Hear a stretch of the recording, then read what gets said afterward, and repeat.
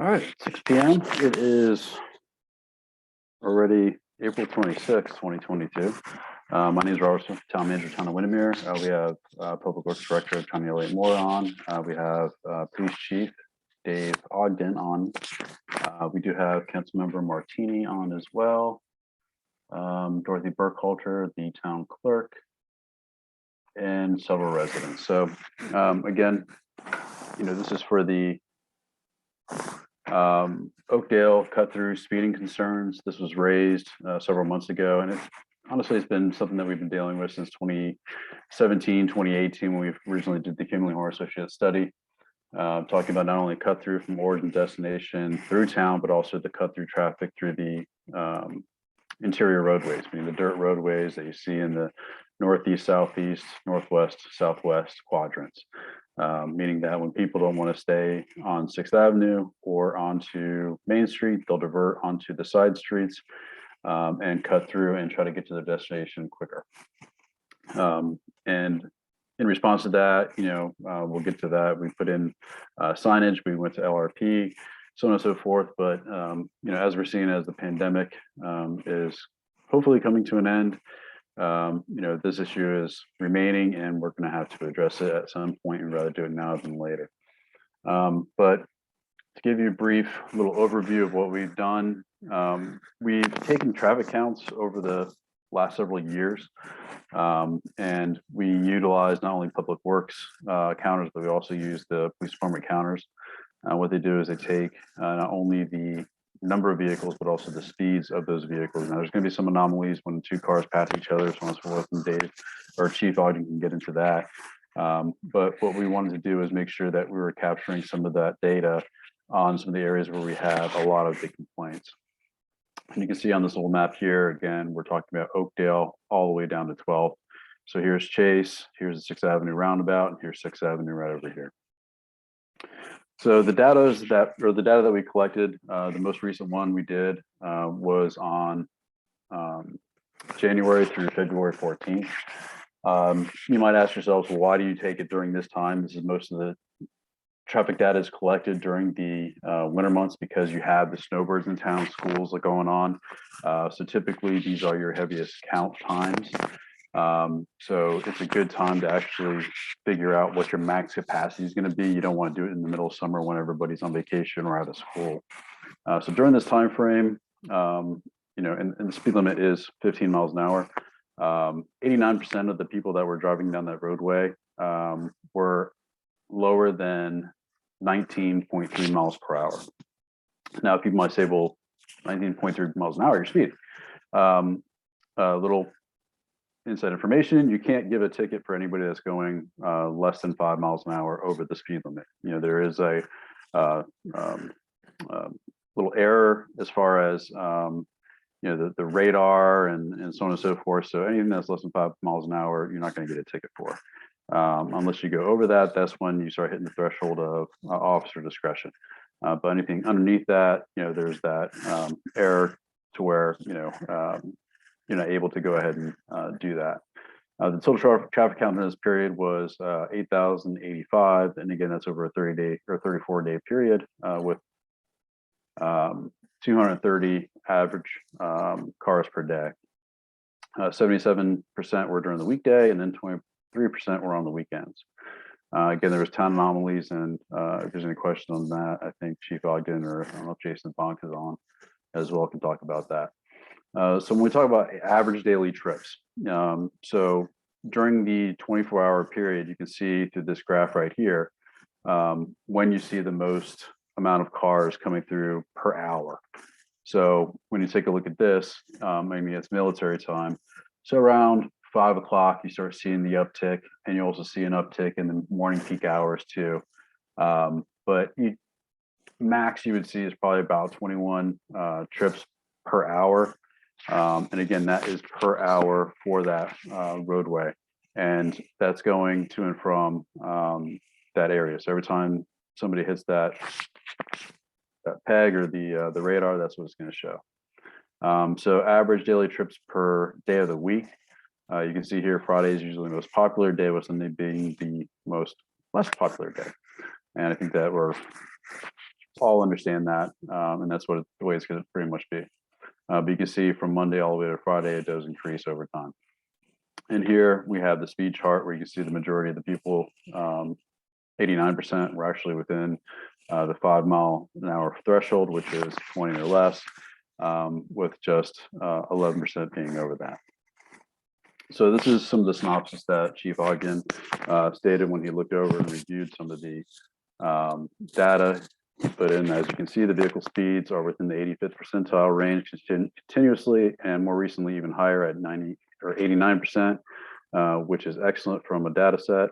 Occasionally, we will have some anomalies with super high speeds, which indicates two opposing vehicles striking the device at similar times. Per factory instructions, on one occasion, the counter tubes pulled apart, so we couldn't get an accurate speed, but still received an average number. The recent data is showing 34 days of activity, which is the longest we have collected for the data to date.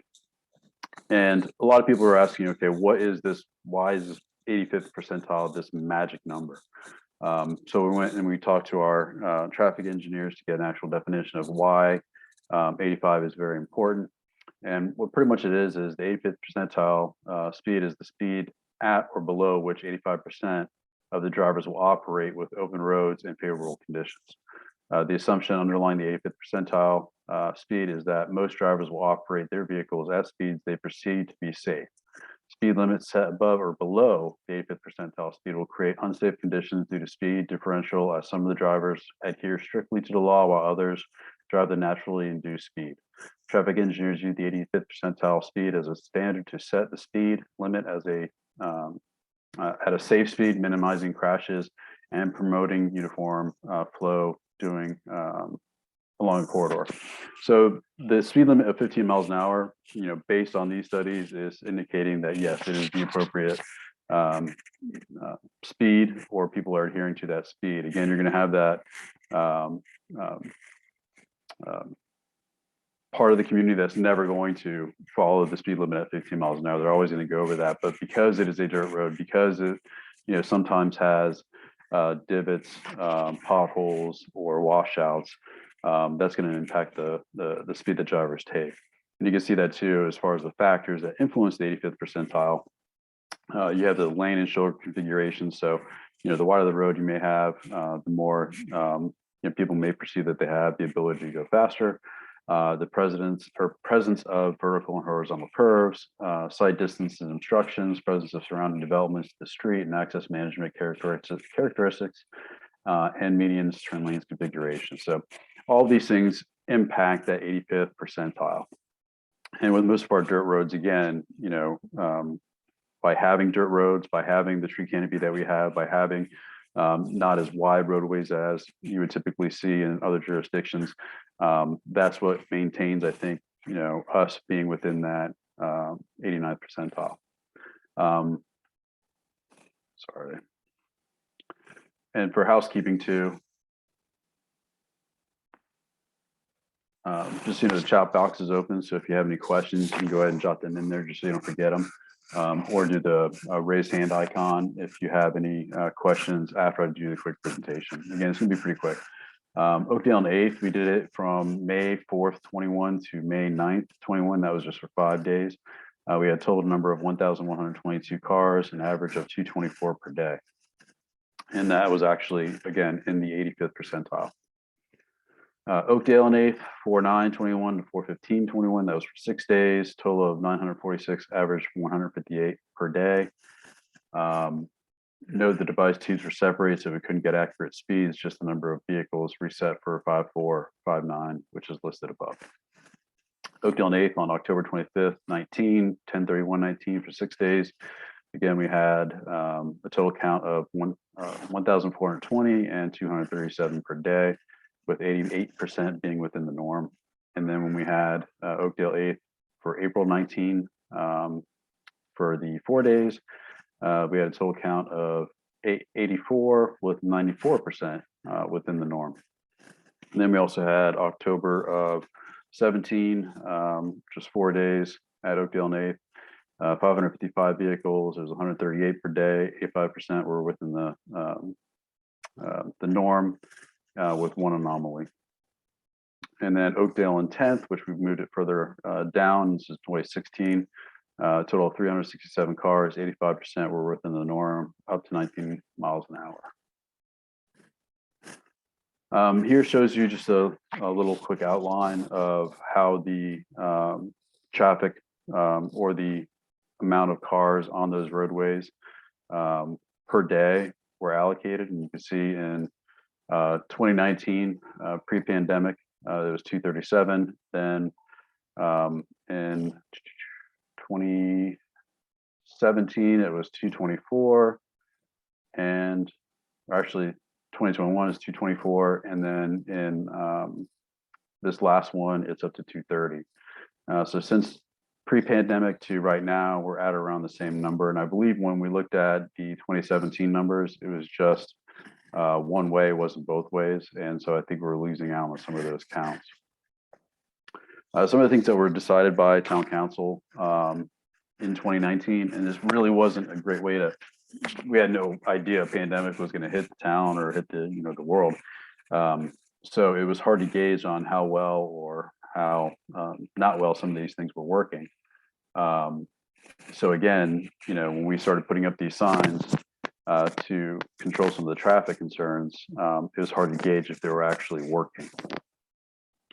So again, 2018, we did a cut-through traffic study, and based on that study, it pretty much showed that most of the traffic from origin destination is coming from Horizons West, but it did not demonstrate that there was a lot of origin destination cut-through on the side streets. Their data showed that most of the cut-through was happening from our own residents. So again, discussion items that we could talk about. So people always ask, well, what's a normal trip per day, or how many trips per day for a single family home? The engineering recommendation is typically 10 trips per day. You might say, okay, that's a lot of trips. I'm coming back and forth from my home 10 times a day. So example is, if I go to work, come home from work, that's 2 trips. If my wife takes my child to school and come back in the morning, then leave and come back in the afternoon, then that's 6 trips. And then if you have to count in for going to the grocery store, doing errands. So that's why they have 10 trips. But there's 50 homes at or around along Oakdale from 12th all the way up to 6th. So even if we were to cut that in half, you're still looking at about 250 trips per day. So we understand there's a pandemic. We understand that there's people working from home now. We don't know what the future is going to bring as far as if it's going to be people going back to work, people not working from home. What are those issues going to be? But this is what the engineering standard is. We can agree to disagree, but even if it is 10 and we reduce it to 5, we're still pretty much at or around that count from 12th all the way to 6th. So solutions that we've discussed in the past was, again, adding that signage. And what I'm curious, and I keep looking over at the BOCC meeting, Board of County Commissioners meeting, is how do we relieve some of this traffic that's coming in? It's not caused by us. We're always having to inflict pain on ourselves for somebody else's issue that they created. And that's a really hard pill to swallow, because again, if it's something that you didn't create and you're having to deal with, why should you be inflicted that pain, and why shouldn't the person that's actually creating the issue have that pain inflicted upon them? But the fact of the matter is that we are the only roadway in between Horizons West and the East.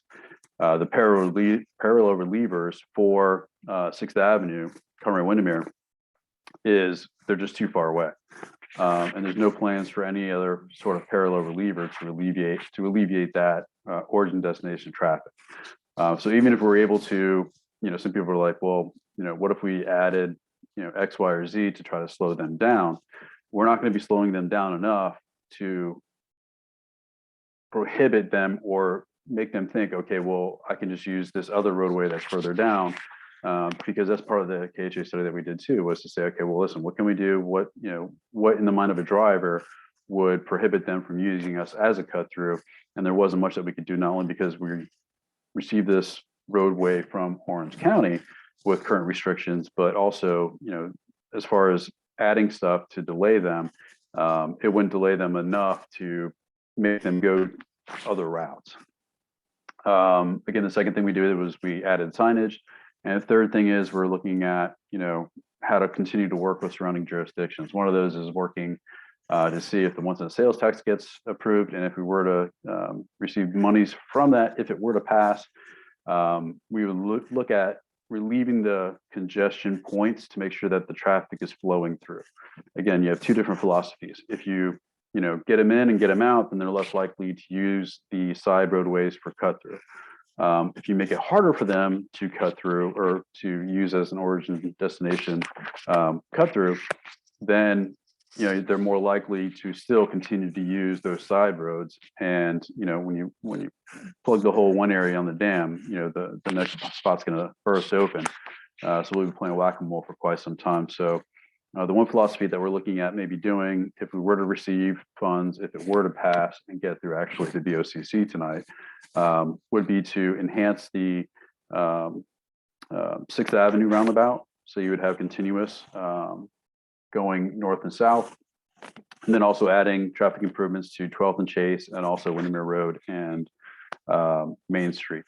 And the theory behind that is, right now with the stop signs that you have, it meters the cars. Sometimes when you try to get out and take a left or take a right, you look at the cars and you're like, okay, you feel like somebody is watching you, like the Truman Show, and just making sure that these cars are just coming at a point to where you can't get out. So, by having those continuous traffic lanes coming through, those gaps widen, so you're able to get in and get out easier. 1 second. I guess I froze, so I'm sorry. Anybody want to say where I froze at? Did I freeze for everybody or just Chief? Am I still frozen? Robert, I didn't find that you did freeze as far as my feed is concerned. Okay, we'll blame Chief on that one then. Okay. But anyway, so we had our first meeting, I think it was 2 weeks ago, and we understand,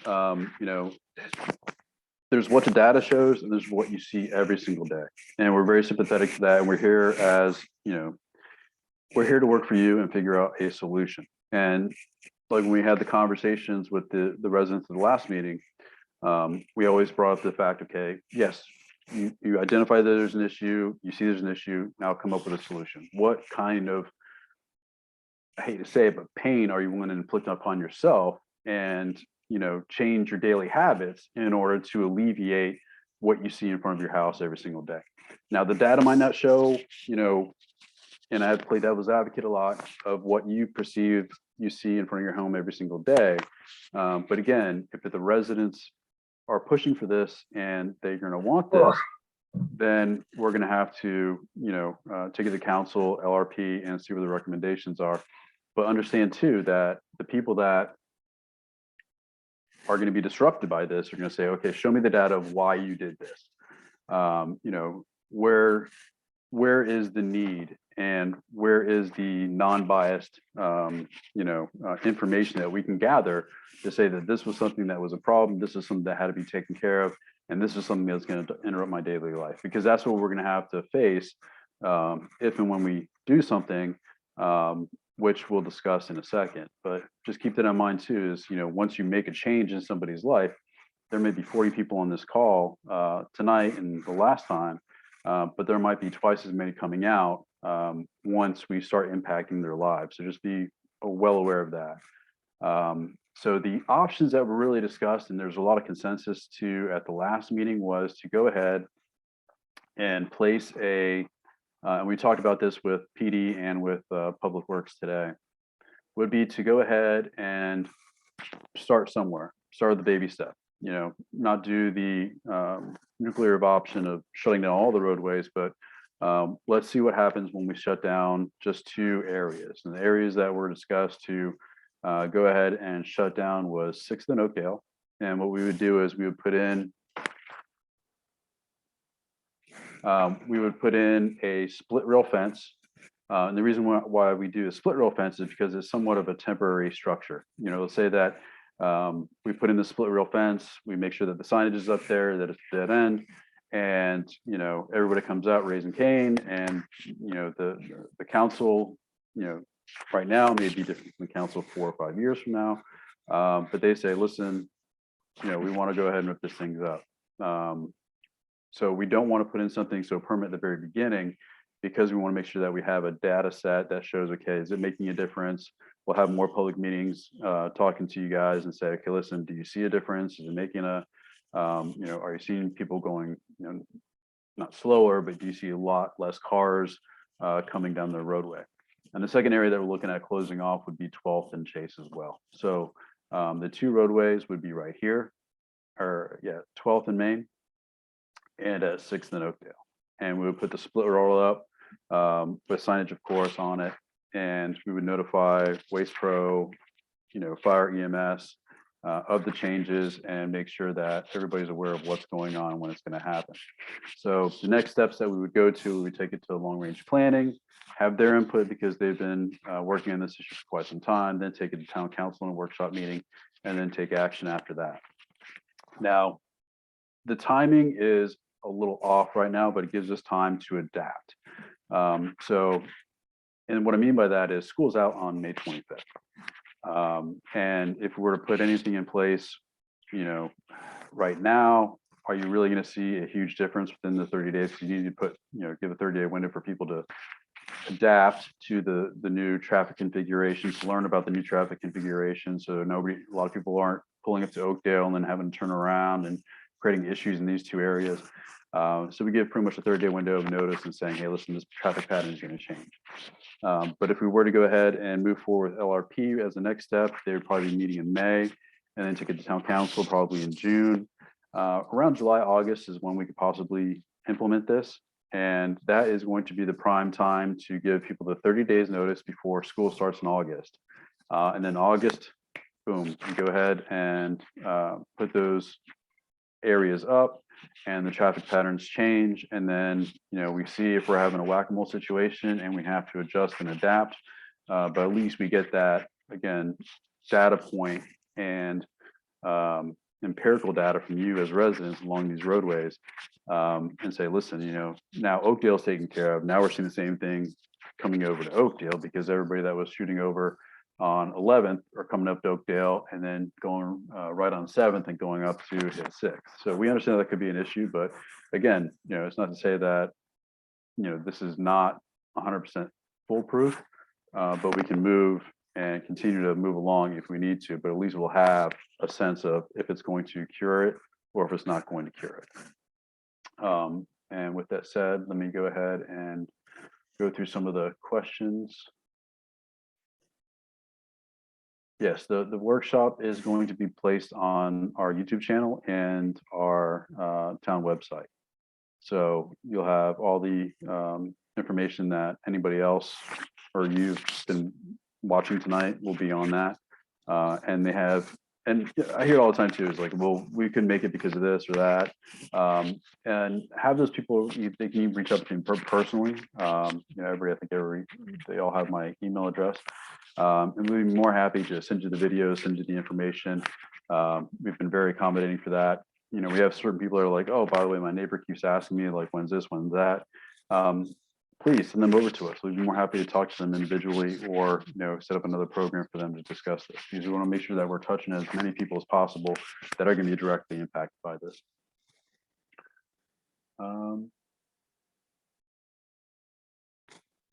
The 2016-2017 counter was only collecting one-way traffic again. We talked about that, and Chief confirmed it. The same issue we had was with the 500 block for the development. People saw 44, I think, additional trips, and they were like, oh my gosh, 44 more cars coming in. Well, no, that's a car coming in and a car coming out.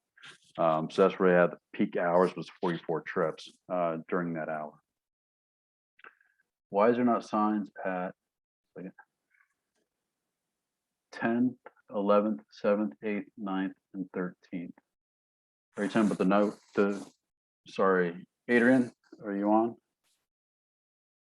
There are signs along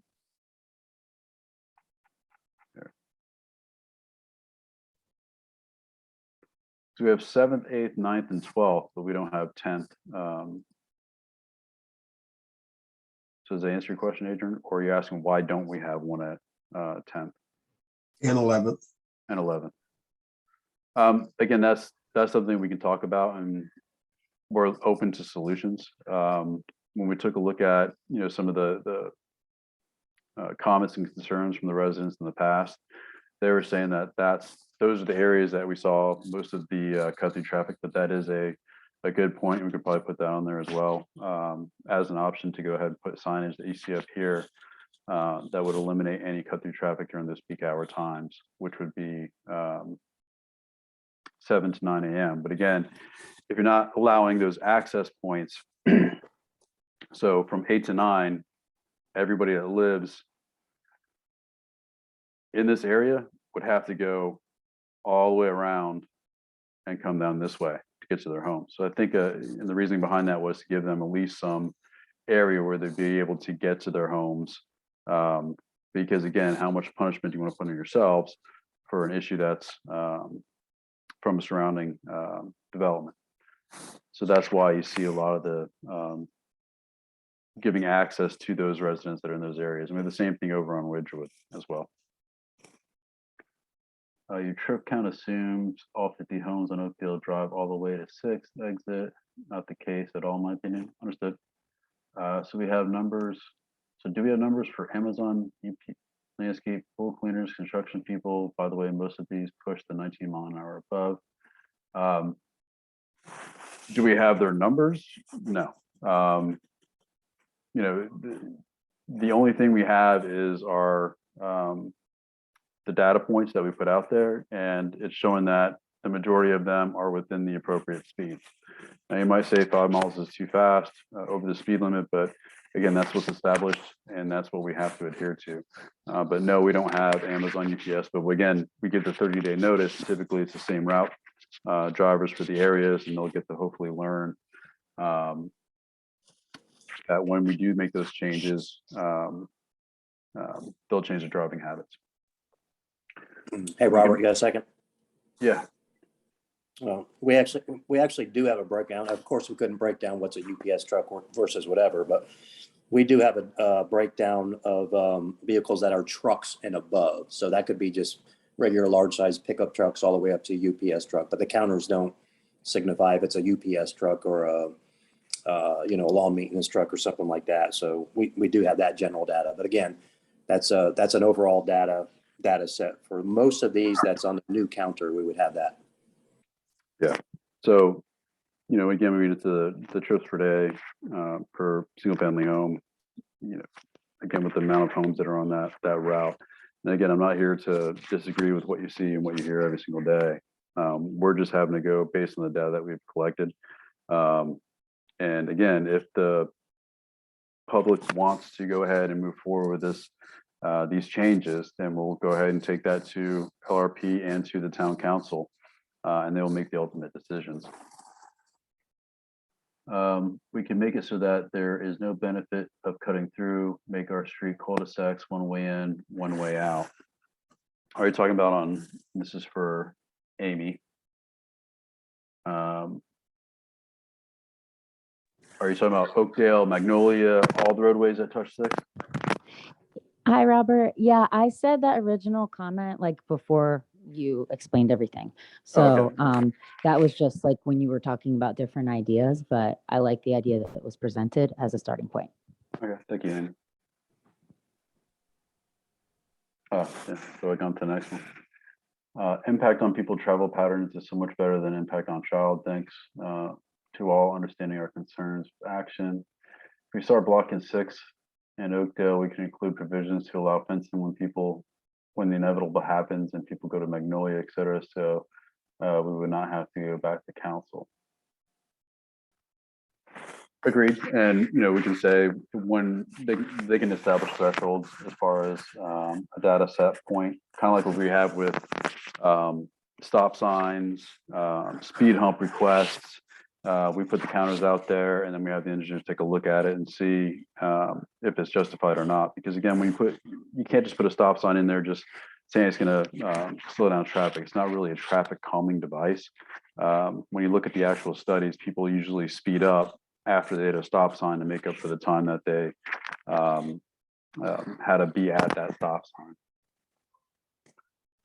And one thing we did talk about too is because the lot is vacant next to on the west side of Oakdale and 6th, so you'd probably have to extend that fence down too. And there's opportunities too to where you can maybe do a sidewalk all along the south of 6th, especially in areas to where we can maybe do some wags for some safe pedestrian crossings. Closing 12th for the afternoon, southbound traffic buzzing down Oakdale should quite a bit. Is that in my own humble opinion? I'm not. Yeah, that's correct, Robert. All right, I got a tune of 5-year-olds, so you know they're not into all those. I think that's where a lot of the high speeders, when I see them visually walking the dog after work, they're buzzing down Oakdale at high speeds from 5 to 7 p.m. And they figured out a loophole in the town to go all the way to 12th. Yeah. You So know, yeah, we'll try to, you know, again, it's going to be whack-a-mole for a little bit probably, but at least we're starting somewhere. Do we have the data number of tickets given out in the last 3 months on Oakdale? Chief can provide that information, but again, you know, with the amount of tickets, you have to be over that 20 miles an hour. So you're looking at that 11%, which I understand people are going to say, well, 11% of 8,000 is X.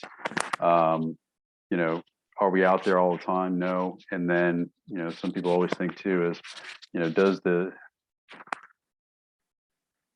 town have like a quota or gain money out of, you know, getting tickets? No, we don't, but it's a good enforcement tool to where if they see us pulling somebody over, then not only did they consider us a speed trap again, which, you know, we've had that reputation in the past, but also criminals see us as, hey, listen, the police are present and they're taking care of things. But I'll ask Chief to comment on that once I scroll through some of the other questions. Oh, here, citations for, you guys are too quick, man. Citations for written warnings, uncertain, but we had 20 stops. 27 children on Oakdale Street. Thank you for hearing us, starting somewhere. We appreciate the efforts. All right, and then we see a few hands up. So Kevin B, you want to go ahead and unmute? Hi, Robert. This is Brad Laurel Gebbin, corner of 12th and Oakdale. We have your chair out ready for you, so whenever you want to come and visit. But you had the tea. People were offering me wine and other cocktails. I have wine and tea and whatever else you need. But in our last meeting, we talked about the 11% being too high. And I just wanted to give a very specific incident that just happened last week. And Chief Ogden has the pictures. As do I. And I'm sure you've heard about it. But my daughter was on the phone with Cindy Fitzgibbon, so she can even validate what happened. But my daughter came over to just pick something up and pulled in, and this guy came whipping around the corner from 12th, going on to Oakdale, lost control, sped out, and went across the street into the neighbor's yard. My daughter then, who almost got hit, goes running over to see if the man was okay, and the guy just took off and went just down Oakdale, going north as fast as he can.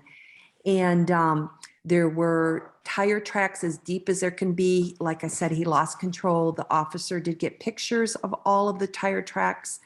And again, this is what we're dealing with, is these very aggressive drivers. And it's just going to take one. And that day it just happened. It could have been my daughter very easily.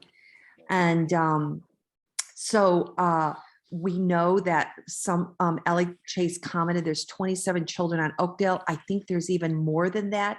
A high percentage of homes have changed hands in this last year to young families. And we have grandchildren. We have 7 grandchildren, and we're terrified of them going out the front yard. We have 2 small dogs, and if they get out, I just don't know what will happen, because these people, they do not slow down. And it's just so sad. I thought the other thing too, in the last time that we had met, ask the trash men, ask the mailmen. We have their names. They can tell you about the aggressive drivers and the amount of traffic that they have to deal with. And it's just so bad. So we're thrilled that you're open to the fact that to close off Chase, or excuse me, close off 12 and close off 6, because we want to protect these new families that have moved into our neighborhood. So we're just really looking forward to having that happen. Thank you. And we met with the route manager from Waste Pro today, and we're going to have lunch with them tomorrow again, because we had some issues with their pickups, and we now realize why they're having some issues with the pickups. Just like every industry, they're having a hard time with hiring, hard time with the trucks, so on and so forth. So, that's why the recycling wasn't 100% picked up today, but we have to have better communication with our residents on our customer service end. So we're not getting text messages and calls of why yard waste wasn't picked up or recycling wasn't picked up. But they're having a hard time hiring people, because I think they're driving like a 37-ton truck. So they have, I think, 4 weeks of training for a lead time. And then once they train somebody up, they're getting poached by other people to go work for them too. So they're having the same issues that everybody else is. But we'll definitely talk to the mailmen, mailwomen that would come by, and also the Waste Pro guys, and see if they can tell us what they see. But yeah, I mean, Yeah. data shows one thing and you guys see another. So, we're more than happy to take that to Thank you. LRP and town council and see what we can do to try to curtail some of this issue. Yes, thank you so much. You're welcome. I will definitely, Come over and I'll visit come us. over. Yeah, please do. Bring your little ones. We got a little lake that I'm you not love. going to. You just told me it was unsafe. Not our lake. Our street is. Our lake is not. Okay. All right. Perfect. Thank you. Mhm. All right, Brandy. Yeah, I have a slightly different opinion than I did last week, to be totally honest.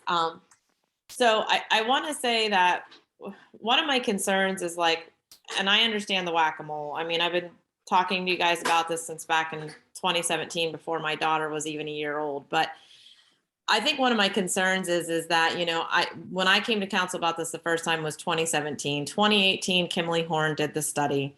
I believe by late 2018, and somebody can correct me if I'm wrong, or early 2019, we did the signs out here to, stop the right-hand turns for the Oakdale quadrant. And then for the Ridgewood, we made it one way, which I'm sure Bill Martini can speak to that. He did a little bit last time that, that did help their situation. I don't think it has helped ours. I haven't seen any data to support that. And, our statistics show that the people are coming through from 7 a.m. till 7 p.m. So my one concern is that Ridgewood's problem, a lot of it was kind of solved 3 years ago. And, my daughter wasn't even a year old. She's 5 now. So she's getting ready to start kindergarten. I know of at least 12 kids on this street, 10 to 12 kids that are starting kindergarten just in our Oakdale alone from 6th to 13th. And as Ellie said, those are 27 children that are elementary age and younger. I guess my concern is, and I do think we got to start somewhere. And last week I said, I'm cool with just, plugging 12th Street and plugging Oakdale. My concern is that everything we do to implement, it's okay, it's going to go to LRP, it's going to go to council. And I know the process probably as well as the councilman or anyone else that works for the town on how that goes. But I think it needs to be, if we find a situation where we whack-a-mole, then it needs to be immediate, and that we can start closing off the other streets and trying it. I do think in 30 days you'd be able to see the thing, and it shouldn't be I think the most important thing is it shouldn't be just our perception of whether cars are coming. When you say we've implemented this, we want to know, are people noticing less? I don't think it should just be whether we notice less. We need to have the trackers back out there again. We need to have real data. Is it or isn't it less? Is it helping? And they might even need to consider throwing a second set over on Magnolia Street to see if it, what's happening there before this is implemented as well as after, because we already know the whack-a-mole is going to happen and people are going to turn down Magnolia or somewhere else. What I don't want to see happen is that we plug 12th and we plug 6th. And then we say, yep, it's a whack-a-mole situation. And then we go to LRP again. And then we go to council again because people say plug the other streets. And then we're another 5 years before something is actually done to resolve the issue. Because I feel like we're starting back at square one, and Ridgewood has a solution that we haven't reached that phase yet. It is a lot worse. I mean, I've lived on the street since December of 2016. I was still pregnant at the time. And I know when we first moved in and I went in and talked to Sergeant Bonk and Deputy Chief Treadwell and Ogden, that they said, you know, the traffic had doubled on our street from the previous year to the year 2017 when I went in and started asking questions. People are absolutely right. People are more aggressive. I've had my security cameras that can take pictures of license plate. I haven't had that turned on for a while. I'm turning the feature back on because I was literally standing out here with a neighbor who lives on Bessie Street. She came over to speak with me the other day. We're standing out in the corner. We have a couple of Jeeps that are particular issues. A Jeep came up 9th Street. He got to the intersection. We weren't looking at him. We weren't in any way looking at the guy. When he got to the intersection, he turned around and looked at us, which I saw him over the neighbor's shoulder that I was talking to. He cranked his radio up and he stomped it to the floor and went out to me. So nobody was looking at him. Nobody had said anything to him. No one was even walking out in the road at the time. And the people are just aggressive. They're getting more aggressive.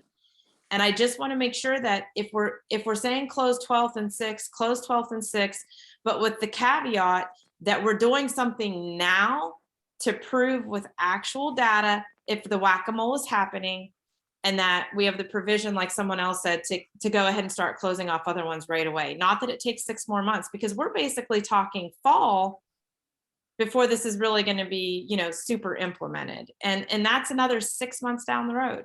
I mean, the Kimley Horn study, the most recent one, was clear back in 2018. And it's just taking too long. We need to move faster than this.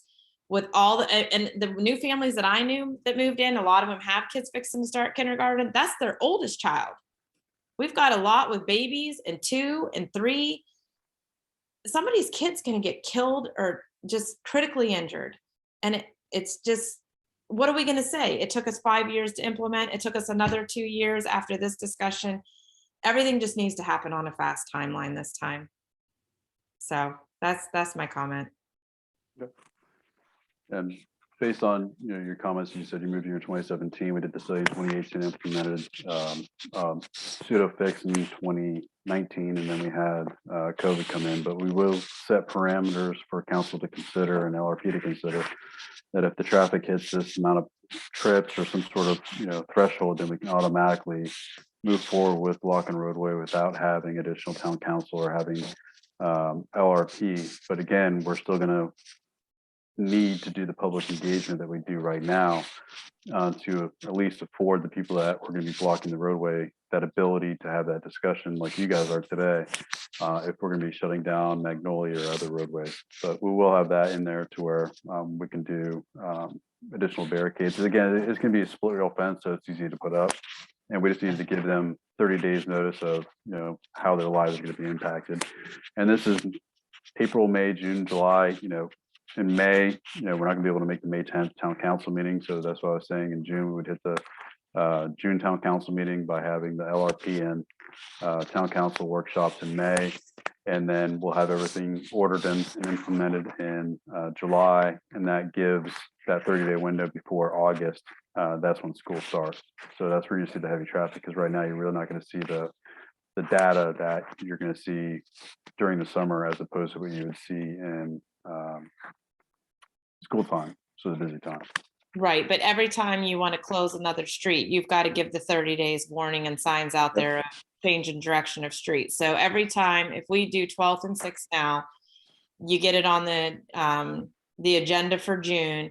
We have it implemented, the 30-day window, have it implemented by, you're saying end of July, right? Or around mid-July. Yeah. And then school starts in August, and then we find out we have a whack-a-mole. Then we have another workshop for everybody. Then we decide which ones we're closing off then. Then we have to do another 30-day notification. So then so I'm just saying, so it needs to be like, maybe, okay, we close off Magnolia next, or hey, let's just try what everyone says. We close off everything and we have one way in and one way out. Everything's a dead end. Because there needs to be that alternative looked at, because otherwise we're going to be 30 days for this one, 30 days for this one, 30 days for this one, etc. So, but I understand, and I understand COVID messed up everything, but it's, kids are still getting older and there was still traffic during COVID. Maybe not as much, maybe not as fast, but I just don't want to see somebody hurt. Understood. And Robert, maybe one caveat though that we do need to remember when we're talking about how many roads we're gonna shut down is fire rescue's ability to get in and do what they need to do as well. That'll impact what we can do. Yeah, we'll work with them as well. Because again, it's a split rail. I mean, some people have crash gates, so on and so forth. If they need to get somewhere, they will. But we have to work out logistics with not only, the Waste Pro or other carriers, but also Fire EMS every time we're looking at closing a roadway. So, yeah, no, we understand the concerns, and we'll take those to LRP and to Town Council. So expected to be in May for the 2 workshops, and then June for implementation. But we're probably going to go ahead and order the split rail right now, because again, we have so many areas where there is split rail. So if we don't implement it, if council decides not to do it, then we're not, wasting money. But we are going to get that rail in anyway, so there's no lead time on that. At what point would you talk to the fire and stuff then, if that's, obviously that's a major concern? Would you be able to talk to them whenever you guys do that? A, when would that be? And B, could you talk to them about one of the alternatives put on the table people are discussing, even if we haven't agreed on it yet, is to maybe close everything or most everything one way in and one way out? Can you guys have that conversation with the, Ocoee Police or Fire Department, because they are who does our fire, right? Yeah, Ocoee does, and we do have those conversations with them. Okay.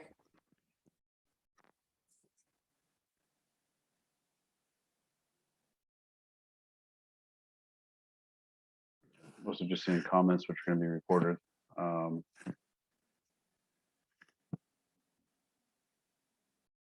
So any other, Carrie Sharp.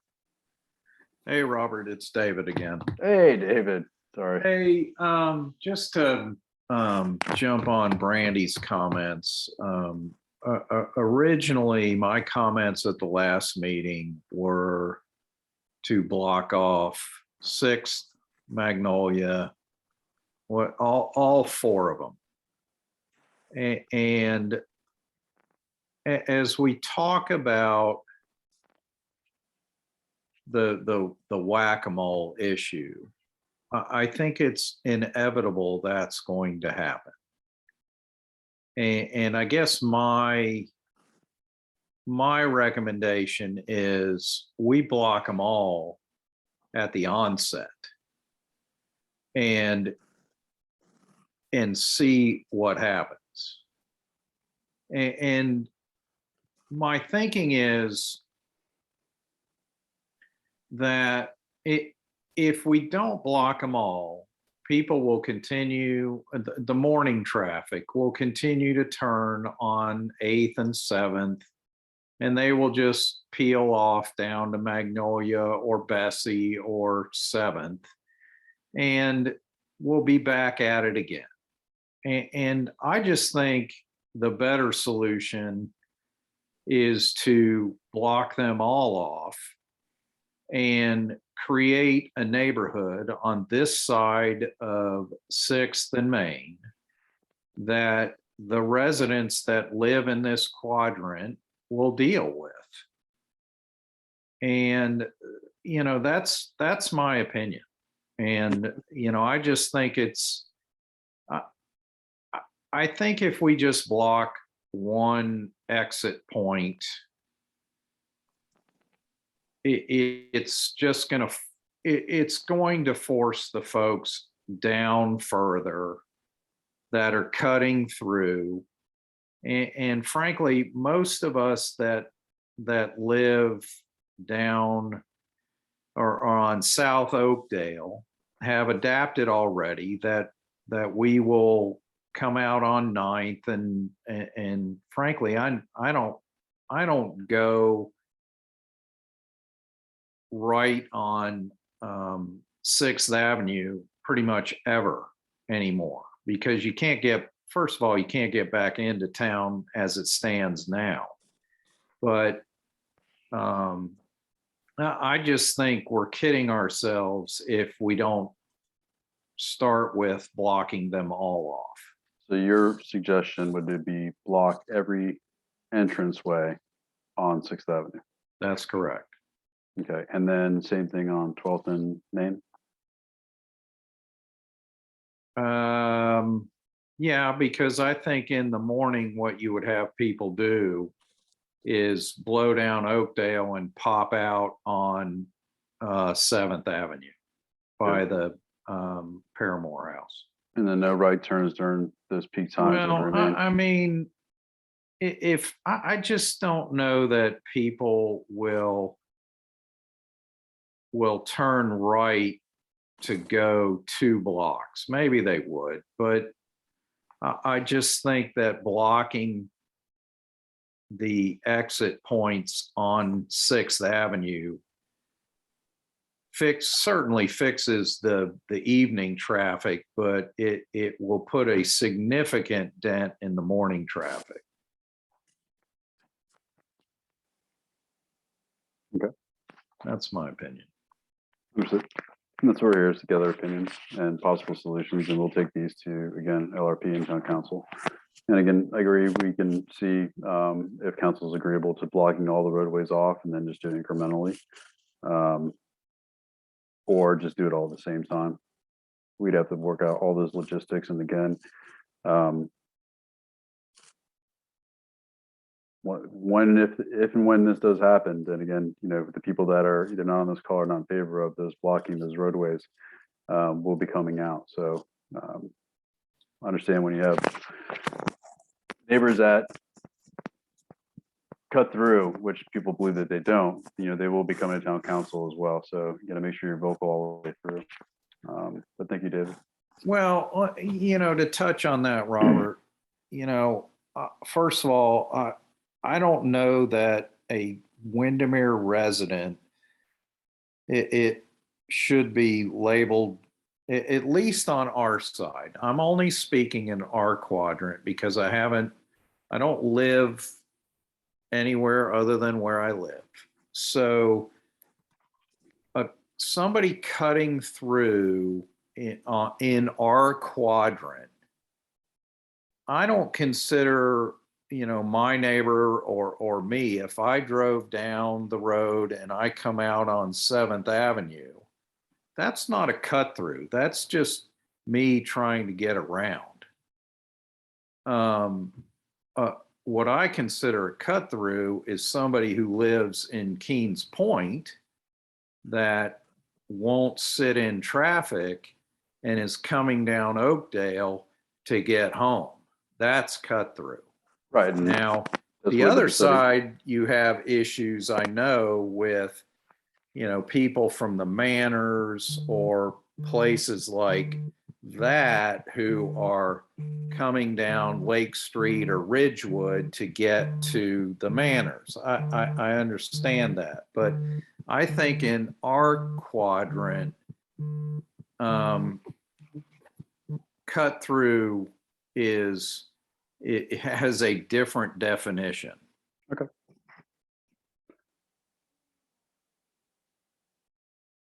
Thank you for listening. Yes, sir. And again, we'll take all these ideas to the respective boards and committees and see what they have to say. You know, we can refer back to the 2018 study that KHA did, was origin destination. We can argue over the facts and the data, but that's what we're gonna have to point to if and when people come up and disagree with the proposals that are set forth today. But again, we'll see what we can do and work out the logistics. Doug, back to you. Hey, Robert, I was just going to echo, I walk quite a bit in the mornings, you know, the area between 8th and 10th on Oakdale. And, you know, I don't have the answers here, but one thing, just to echo the last comments, you know, the roads were pretty narrow around Bessie there. And if we force them, I mean, some of the drivers I observe, it's like a video game, getting really aggressive in a game, how aggressive they can be. I was just concerned if they pull off a main once they figure it out, and then their next route is around Bessie with some of those really narrow roads in a couple of places that, somebody walking in that area, we're going to have trouble. So I do think there needs to be unintended consequences and to think through that of the additional routes that they might take in the morning. So just my opinion. All right, thanks, Doug. Brandy? Oops. Yeah, just want two things.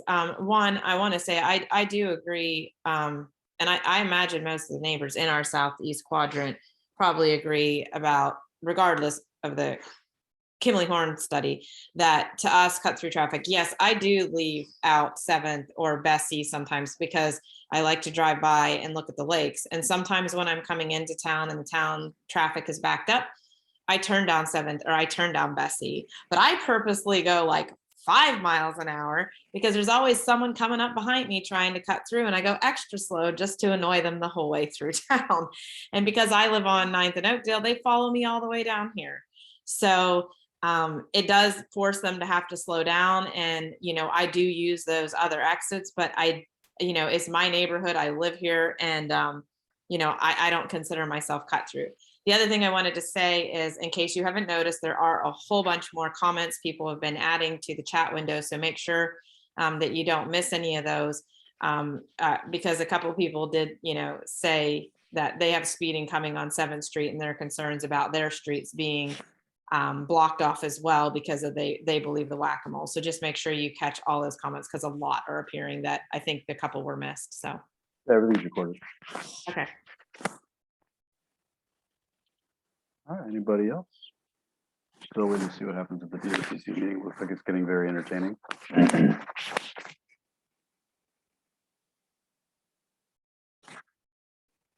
I see none. Yeah, if you have anybody that was unable to make the 2 meetings, just make sure they reach out to me. I don't want anybody feeling as if they have additional responsibility of being the communications person for the town. We're very accessible, very available to any and all residents. We'd be more than happy to provide them this information, links, studies, stuff that LRP has come up with in the past, and make sure that they know exactly what's going on over the next several weeks when we try to work through this issue. So we'll propose, the baby step approach, and also the secondary approach would be go ahead and cut them all or shut them all down, and then go from there. But we'll take all the options and solutions on the table, and see which ones LRP and town council will move forward with. And we'll let you guys know too when those meetings are. For the LRP meeting, it'll probably just be blasted on social media. So be on the lookout for that. You can contact me directly and find out when that LRP meeting is going to be set. And for the public workshop that we do for the town council, make sure that we do door knockers for everybody. And again, those 2 will definitely be recorded, so you know which direction the council and or the LRP are taking prior to a decision that's going to be made hopefully in June. Okay. So thank you all for taking it. The LRP meeting is always in person? It is, but we're going to do Zoom because it's more accessible to everybody.